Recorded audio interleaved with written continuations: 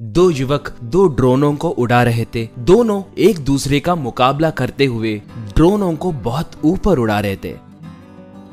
उनके नाम शुभम और अमित है। अमित तब देखा शुभम, मेरा ड्रोन तुम्हारे ड्रोन से भी बहुत ऊंचाई पर उड़ रहा है, मैं ही जीत गया, यूं कहने लगा था।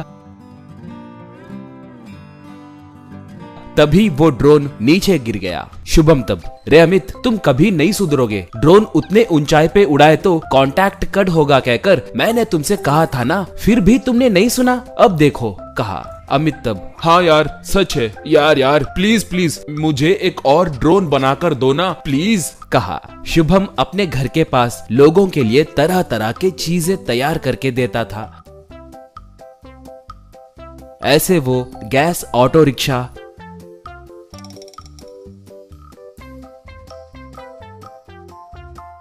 स्कूटर से चलने वाला वाटर पंप,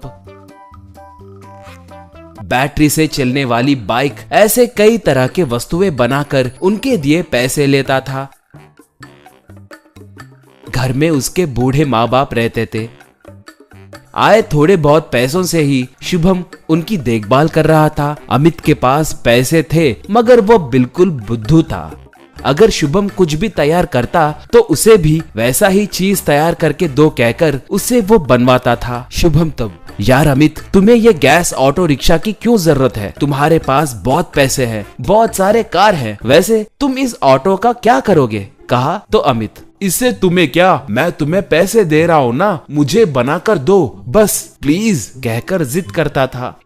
एक बार माता पिता घर में तीर्थ यात्रा के बारे में बात करने लगे तो शुभम को उनकी बातें सुनाई दिए। वो तब, मेरे बेचारे माता पिता बहुत दिनों से देश में के प्रमुख तीर्थ स्थलों को देखना चाह रहे हैं। बस और ट्रेन में यात्रा करने की उनकी उम्र नहीं है। कार में ले जाने की सोचे तो कार का भाड़ा और डीजल के लिए बहुत पैसे खर्च होंगे। कुछ न कुछ करके इनके ख्वाहिश को पूरा करना ही होगा। एक बेटा होने के नाते ये मेरा कर्तव्य है, सोचा।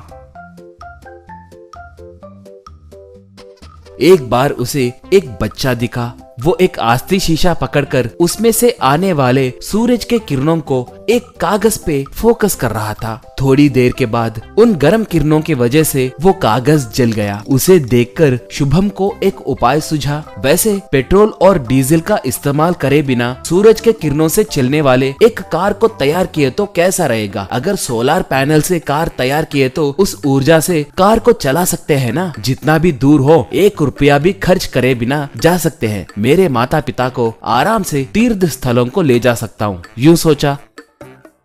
ऐसे वो सोलर पैनल्स की मदद से एक कार को तैयार किया।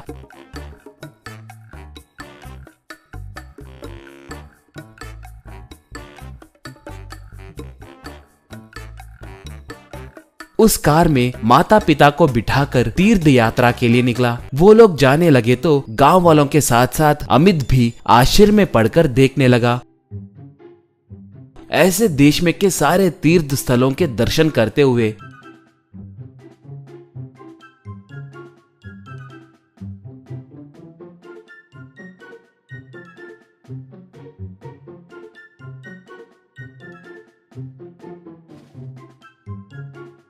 बीच बीच में होटल में खाए बिना रोड के बगल में ही टेंट डालकर वहीं पकाकर खाते हुए आराम करते हुए यात्रा करने लगे।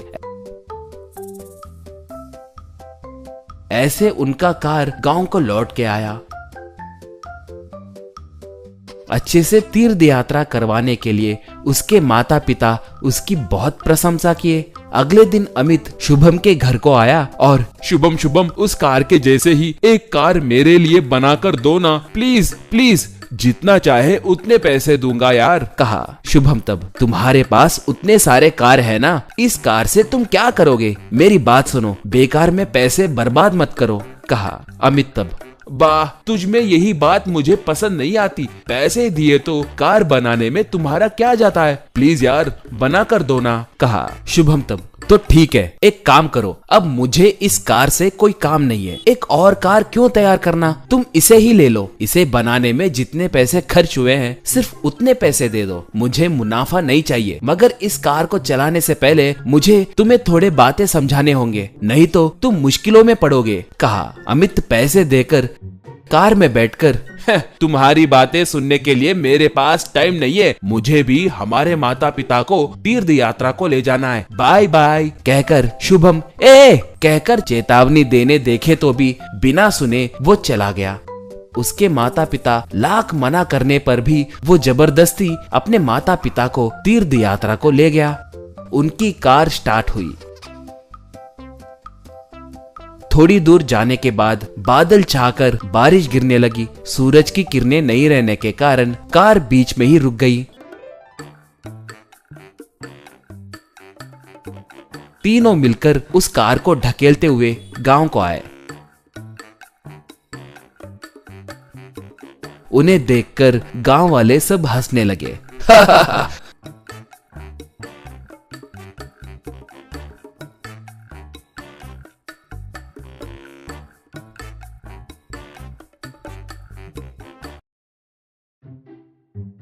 तब वही मौजूद शुभम, अमित ये कार सिर्फ धूप में ही काम करेगी, इसलिए मैं गर्मी का मौसम देखकर जाकर आया हूँ, मगर अब बारिश का मौसम है ना, ये बात तुमसे कहने देखे तो तुमने नहीं सुना। अब देखो बेचारे तुम्हारे माता पिता को कितना कष्ट पहुँचाए, देखो कहा।